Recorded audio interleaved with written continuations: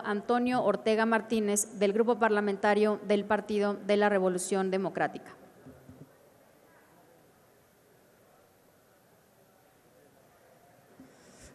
¿Con qué objeto, diputada?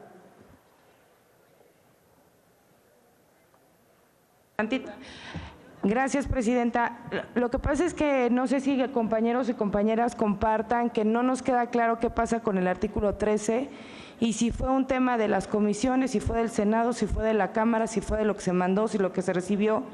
Entonces, la propuesta es, para no venir a exhibir la falta de técnica legislativa y conocimiento que está teniendo la Cámara como tal, o en su caso el Senado, pues hasta que no sepamos qué es lo que le van a presentar al Pleno, en todo caso que retire del orden del día este punto, cuando nos presenten un dictamen bien hecho, que no se tenga que hacer modificaciones, entonces procedemos a la discusión sobre los artículos que ya modifica o la minuta que viene del Senado. ¿Es cuánto?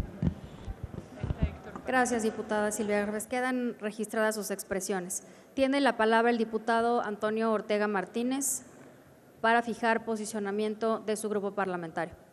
Gracias, presidenta. La administración de los recursos públicos de forma eficiente, eficaz, con economía, transparencia y honradez que mandata el artículo 134 constitucional es muy diferente a la política de austeridad planteada por el actual gobierno. A escasos 10 meses de la actual administración, la política de austericidio adoptada ha sido un factor importante en el colapso de nuestra economía.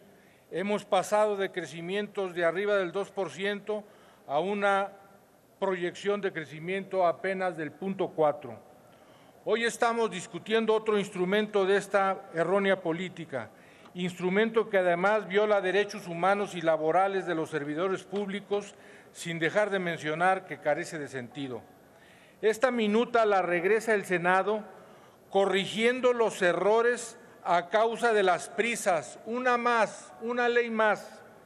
La debilidad legislativa, jurídica y técnica, hasta por la incapacidad de redacción del grupo mayoritario que hace las propuestas de dictamen y que se aprobaron el pasado 30 de octubre.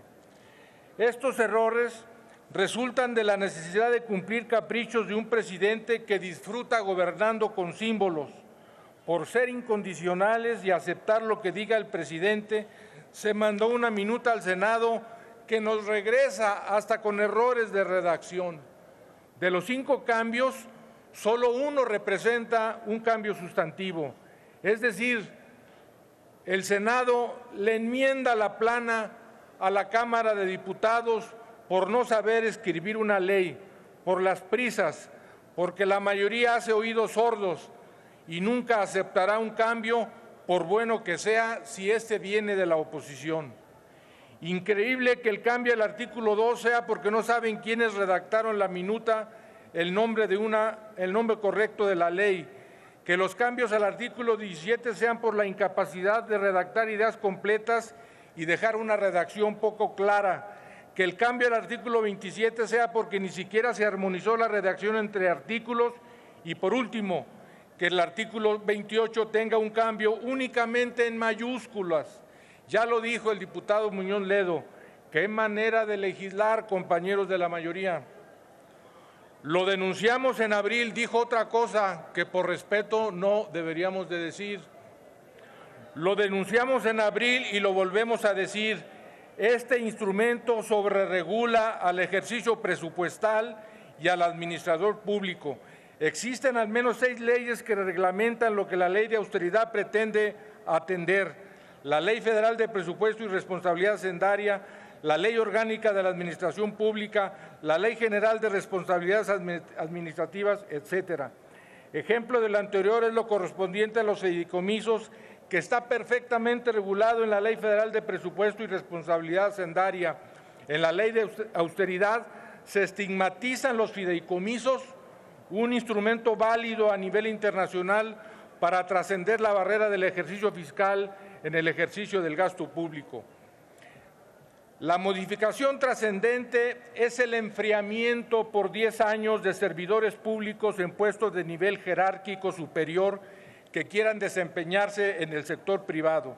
Esto sin duda es un duro golpe para la profesionalización del servicio público, una medida que va en detrimento de la calidad de los servidores y que transgrede derechos fundamentales de quienes trabajan en el sector público. Las experiencias internacionales nos permitirían una mejor legislación, pero la cerrazón de la mayoría y del presidente no permite avanzar. Casos como Brasil, España o Argentina, que tienen periodos de enfriamiento laboral perfectamente regulados, con pago de sueldo o con supervisión por parte del gobierno en el desempeño de funciones privadas, nos permitiría, observando estas legislaciones, construir de mejor manera esta ley inacabada. Al presidente le funciona bien el linchamiento público. En este caso, el linchamiento es simulado. No debemos de obviar que quienes vienen de la iniciativa privada también tienen conflicto de interés en el gobierno y que pueden hacer aún más daño a la nación. El ejemplo inmediato es el secretario de Agricultura que vino a comparecer a la glosa, que antes de ser secretario promovía los intereses de Monsanto y otras empresas que producen semillas modificadas. Ahora, desde su puesto, puede promover esas semillas de mejor manera. Ir en contra de sus propios servidores públicos, cerrarles la posibilidad de desempeñarse en el sector público al final de su gestión, realmente es un exceso. Recordemos que esta iniciativa no es retroactiva, por lo que los primeros afectados serán los funcionarios de este gobierno, funcionarios de la 4T. Aprobar esta minuta significará aceptar los errores de la mayoría en la construcción de leyes, significará aceptar que se equivocaron legislando, pero eso parece que poco les importa. Lo realmente es que significará sepultar el desarrollo profesional de servidores públicos de grandes capacidades, termino, Presidenta, que podrían abonar al desarrollo de empresas sin que eso signifique que hay corrupción. Diputado, por o que favor, estarán concluya. por el pago de favores. Gracias, Presidenta. Gracias, diputado. Tiene la palabra el diputado Francisco